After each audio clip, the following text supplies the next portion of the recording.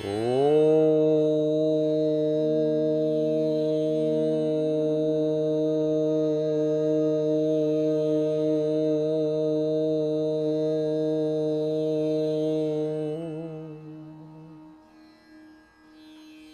सद्गुरु तुम दयाल हो, दाता तुम दयाल हो, तुम लगो मेरी दौड़। जैसे काग जहाज को सूझे और निठो।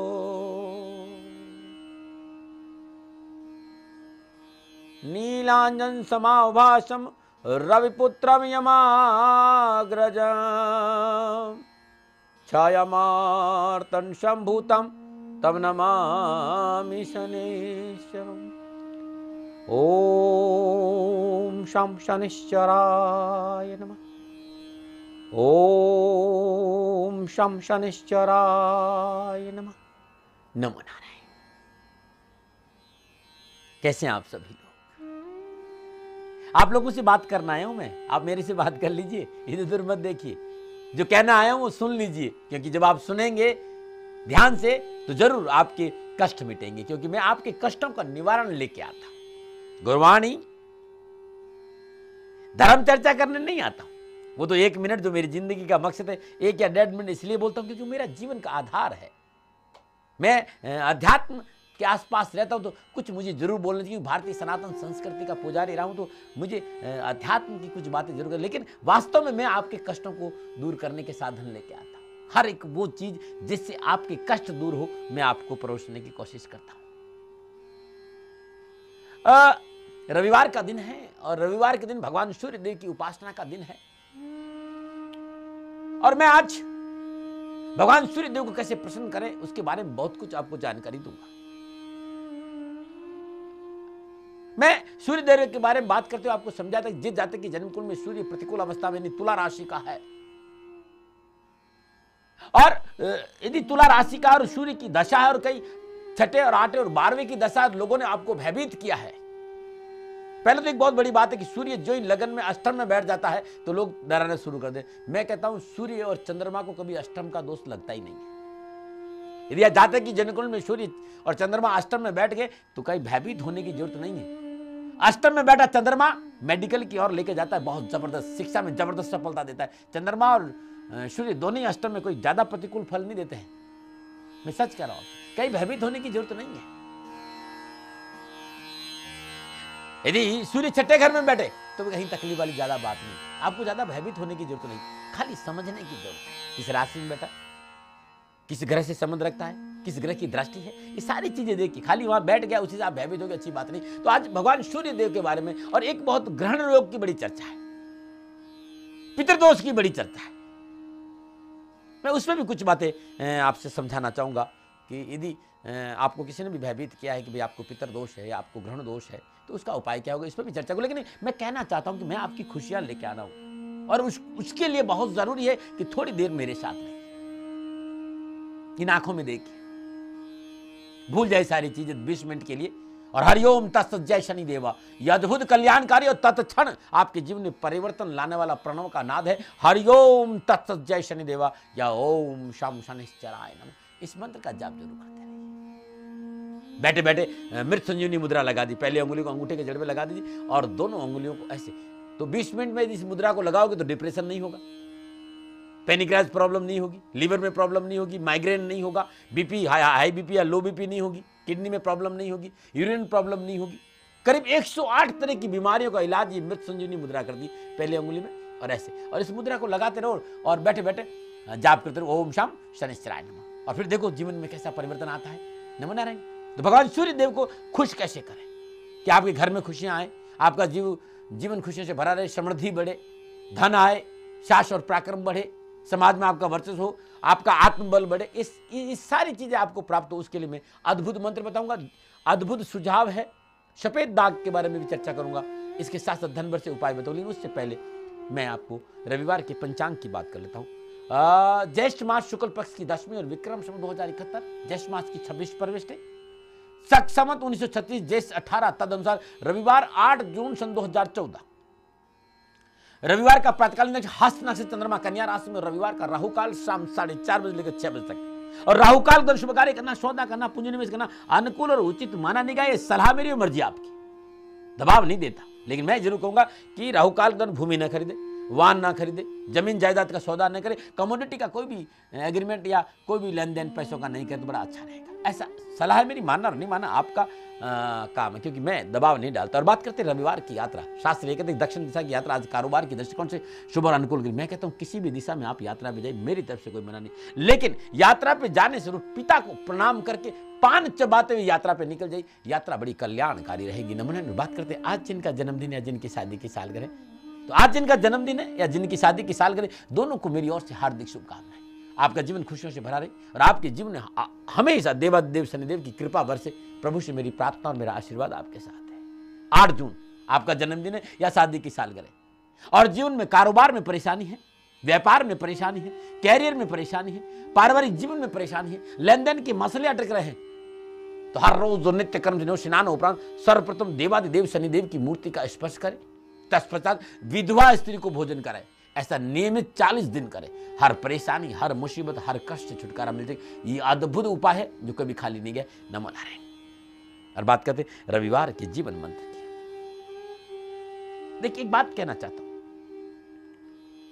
बिल्ली को देखकर कबूतर यदि आंख बंद कर दे तो बिल्ली का खतरा टलता नहीं है, और तुम्हारी आंख बंद करने से सूर्य का अस्तित्व समाप्त नहीं हो जाता। उसी प्रकार तुम्हारी विस्मृति उसके अस्तित्व को कभी भी समाप्त नहीं कर सकती। तुम्हें याद नहीं है इसका मतलब नहीं कि परमपिता परमेश्वर है नहीं।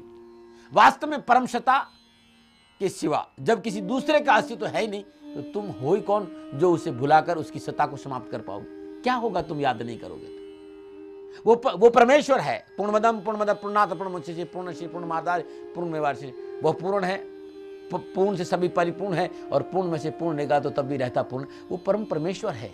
तुम्हारे भूलने से कोई फर्क नहीं पड़ा, कोई फर्क नहीं पड़ता। वास्तव में सिर्फ वही है, तुम उसे भूल गए इसलिए तुम सोचते हो कि मैं हूं। याद रहे, तुम मिट जाओगे, शेष वही रहेगा। इसलिए कोशिश करो कि ध्यान साधना और भजन के बीच एक संगीत बज उठे भीतर, जीवन में वीणा बज उठे। जो श्वास भीतर जा रही, जो श्वास बाहर आ रही, इन दो श्वासों के बीच में वीणा अद्भुत है जो तुम्हारे जीवन की पुल को निर्मित करेगी, तुम्हारे जीवन की आनंद को निर्मित, तुम्हारे जीवन की खुशियां तुम्हें देगी। यदि उस पुल को तुम पकड़ लो तो जीवन सदा खुशियों से भरा रहेगा। और पुल कैसे पकड़ा जाए? उसी का नाम तत्व ज्ञान है, उसी का नाम ब्रह्म ज्ञान है, उसी का नाम शिवम का बोध है। वो मैं गुरु महाराज जी की दया से, यदि आपके पास है तो मैं आपका स्वागत, तो नहीं तो मेरे से कहीं जरूर मैं आपको सपोर्ट करूँ। नमो नारायण। मुझे सुनते इसके लिए मैं आपका आभारी। मैंने हमेशा आप लोगों से कहा है, एक छोटा सा प्राणी हूँ, मानव हूँ, मानवेतर गुण है, दोषों से भरा जीवन मेरा भी है। दावा कभी किया नहीं, वाद विवाद आता नहीं, तर्क में मैं पढ़ता नहीं, क्योंकि मानव हूँ, गलतियां संभव है, और मेरे से भी कोई भूल हो जाए तो मैं तो क्षमा प्रार्थी हूँ। सेवा करने आता हूँ, राह पे चल रहा हूँ, लड़खड़ाना संभव एक है। लड़खड़ाना कोई बड़ी बात नहीं, कोई भी लड़खड़ा जाता है। गलतियां कोई भी कर सकता है, मैं भी कर सकता हूँ। इसलिए अपनी गलतियों के लिए क्षमा पहले ही मांग लो। और कोई बात मेरी अच्छी लगती है और जीवन में उतारने में आपको लाभ मिलता तो ये मेरा सौभाग्य होगा।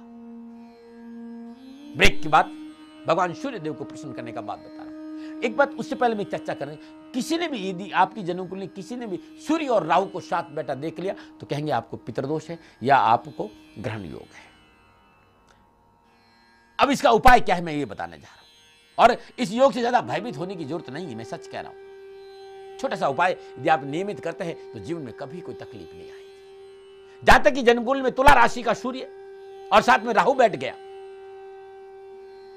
तो लोग कहेंगे कारोबार में समस्या है, आत्मबल नहीं है, मसले अटक रहे हैं, राजनीतिक वर्चस्व कमजोर है, समाज में आपकी पूछ नहीं है, बहुत सी समस्याओं का लोग बार चर्चा करेंगे। मैं कहता हूं कुछ नहीं करिए।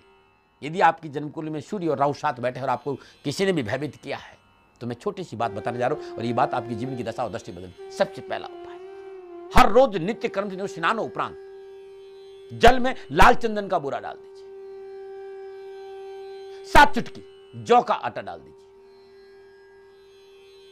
गुलाब की कुछ पत्तियां, थोड़ा सा दूध, और ओम घृणी सूर्याय आदित्याय नमः इस मंत्र का जाप करते हुए भगवान सूर्य को जल चढ़ा दीजिए। उसके बाद श्रद्धानुसार जौ के आटे की लोई बना दीजिए, उसमें पेड़ा रखकर अपने 7 बार अनुसार गाय को खिला दीजिए। ये नियमित जीवन का हिस्सा बना दीजिए। चाहे कैसा भी पितृदोष होगा, चाहे कैसा भी ग्रहण दोष होगा, उससे आपको छुटकारा मिल जाएगा और आपका जीवन खुशियों से भर जाएगा। ये उपाय करने के बाद हर रोज या रविवार के दिन प्रातःकाल नित्य कर्म स्नानों उपरांत जो मंत्र बताने जा रहा हूं, ये मंत्र ये है कि श्रद्धानुसार दूध किसी शुद्ध पात्र में रख दीजिए, तत्पश्चात दूध पर गंगा जल का छींटा दे दीजिए, शुद्ध देसी घी का दीपक जला दीजिए और शुद्ध आसन पर बैठ जाइए और ओम नित्य स्तुताय नमः, ओम नित्य स्तुताय नमः इस मंत्र की 3 माला जाप करिए। जाप के उपरांत ये दूध कंजकों को दान में दे दिया, कुत्तों को पिला दे। बस उस दिन दूध का सेवन नहीं करें, जिस दिन आप ये पूजा करें उस दिन दूध का सेवन नहीं करें। ये उपाय करके देखिएगा, जीवन खुशियों से भर जाएगा। जो कह रहा हूं वो अनुभव होता है। ये मैं जरूर जानता हूं कि जन्म कुंडली में कोई भी ग्रह पीड़ित होता तो उसमें हमारे कर्म पीड़ित थे।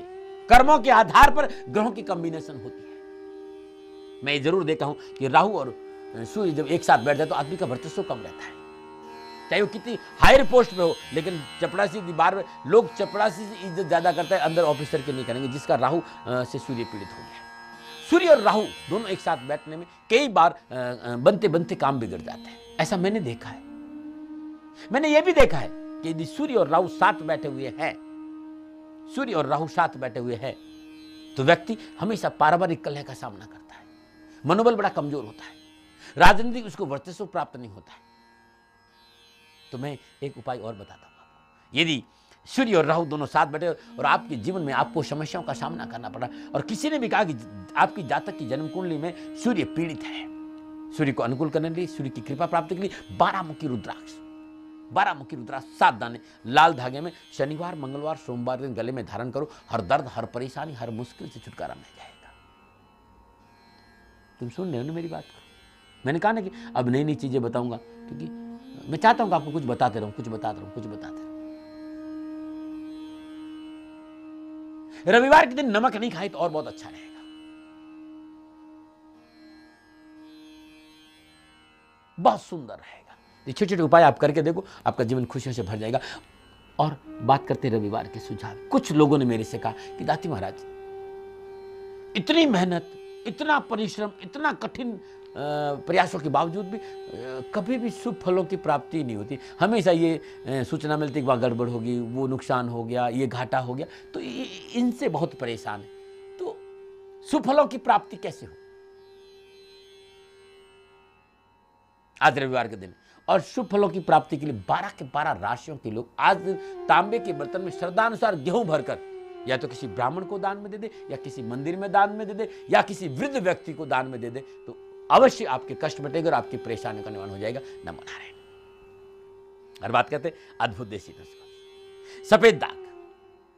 सफेद दाग का मतलब कुष्ठ रोग नहीं होता, इस बात का ध्यान रखना, ये ध्यान रखना। त्रिफला का चूर्ण, बाइडबंग और पीपल, त्रिफला, बाइडबंग और पीपल, ये सब पंचसारी क्या मिल जाता है। 25-25 ग्राम मात्र पीस कर छान ले। 5 ग्राम चूर्ण 5 ग्राम गोघृत में मिलाकर फांक जाए या शहद से चाट ले। अद्भुत लाभ मिलेगा, अद्भुत लाभ मिलेगा। अंजीर के पत्तों की लुगदी सफेद त्वचा पर स्तन 50 दिन बांध दीजिए। अंजीर का दूध लगाने से भी सफेद स्थान पर लगाने से लाभ मिलता है। ये अद्भुत नुस्खा है, अद्भुत, जो कभी खा लीजिएगा। मैं अपनाए, आप अपना के देखिए। नमन। और बात करते रविवार का धन वर्ष उपाय। घर परिवार में सभी लोग कठिन परिश्रम करते हैं, लेकिन उसके बावजूद भी सुख और सौहार्द में वृद्धि नहीं हो रही, धन की प्राप्ति नहीं हो रही, कारोबार में लाभ नहीं हो रहा, कारोबार में उठापटक रहती, बार बार कार्य बदलना पड़ता हो, तो किसी भी माह के शुक्ल पक्ष से मघा नक्षत्र के दिन प्रातःकाल ब्रह्म मुहूर्त में हार श्रृंगार के पौधे की जड़ लेके आ जाए, लेकिन जड़ लकड़ी से खोद कर लेके आना। जल, गंगा जल पंचामृत से पवित्र कर दीजिए, पीले वस्त्र पर स्थापित कर दीजिए, श्रद्धापूर्वक पंचोपचार पूजन करिए, धूप दीप नैवेद्य पुष्प और अक्षत अर्पित करिए, देसी घी का दीपक जला दिए। ओम नित्यागताय नमः, ओम नित्यागताय नमः इस मंत्र की 3 माला जाप करें और निरंतर साल भर करें। अवश्य घर में सुख और सौभाग्य की वृद्धि होगी। नमो नारायण। ये छोटे छोटे मेरे उपाय थे, छोटे छोटे मेरे टोटके थे, छोटे छोटे मेरे नुस्खे। सारे उपाय, सारे टोटके, सारे नुस्खे www.shanidham.in पे मिल जाएगी, जिसपे मैंने, अद्भुत है मेरी वेबसाइट। सारे उपाय, सारे मेरे आर्टिकल आपको वहां मिलेंगे। कुछ भी जानना चाहते हो तो www.shanidham.in पे चल जाओ। मेरी फेसबुक है, शनि शत्रु नहीं मित्र है, श्री शनिधाम।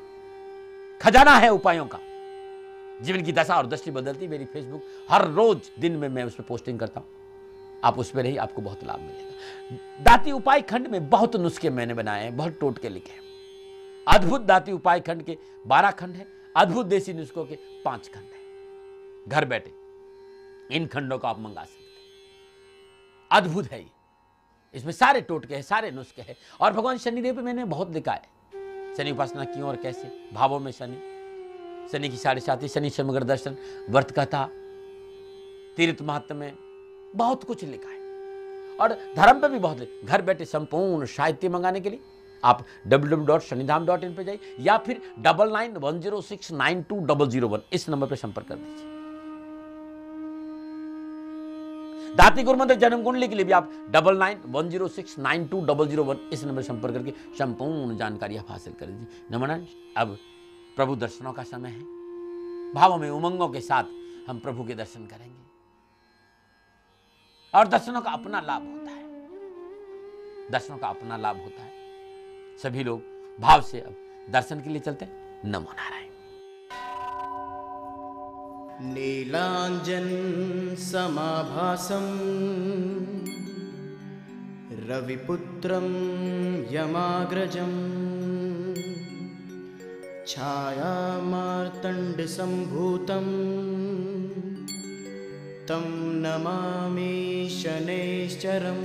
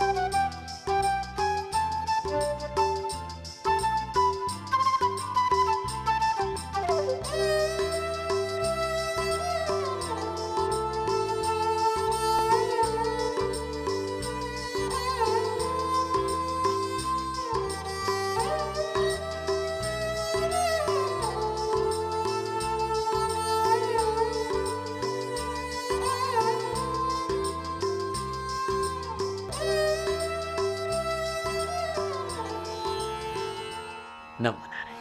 आप सभी लोगों ने बड़े प्रेम से प्रभु के दर्शन किए। प्रभु आपका कल्याण करे। भगवान शनिदेव आप पर हमेशा मेहरबान रहे। प्रभु से मेरी यही प्रार्थना और मेरी कामना भी यही है कि आपका जीवन खुशियों से भरा रहे। गुरवाणी में आज इतना ही। कल जानेंगे भगवान भोले शंकर को कैसे प्रसन्न करें, कैसे प्रसन्न करें कि जीवन में खुशियां आ जाए, जीवन में आनंद आ जाए, कष्ट दूर हो जाए और जीवन सदा संतुलित चले।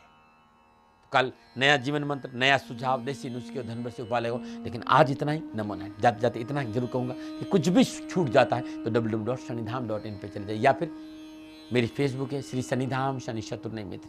और संपूर्ण राजस्थान के सभी लोगों से मेरी एक छोटी सी प्रार्थना है। आश्वासन बालग्राम पिछले 18 सालों से बेटी बचाओ बेटी पढ़ाओ पे काम कर रहा है। आपके आसपास कहीं बेसहारा निराश्रित कन्या हो जिसका कोई सहारा नहीं हो, माँ बाप नहीं हो और वो पढ़ना चाहती है, चाहे वो 1 साल की है, चाहे 6 महीने की या 10 साल की, चाहे 12 साल की, चाहे 14 साल की, पढ़ना चाहती हो, आश्वासन बालग्राम संचालित शनिधाम ट्रस्ट को सेवा का मौका दो। मैं आपका आभारी रहूंगा। प्रवेश के लिए 9414124600 या 8696912110 इस नंबर पर संपर्क करके संपूर्ण जानकारी आप ले सकते हैं। नमो नारायण, नमो नारायण, नमो नारायण।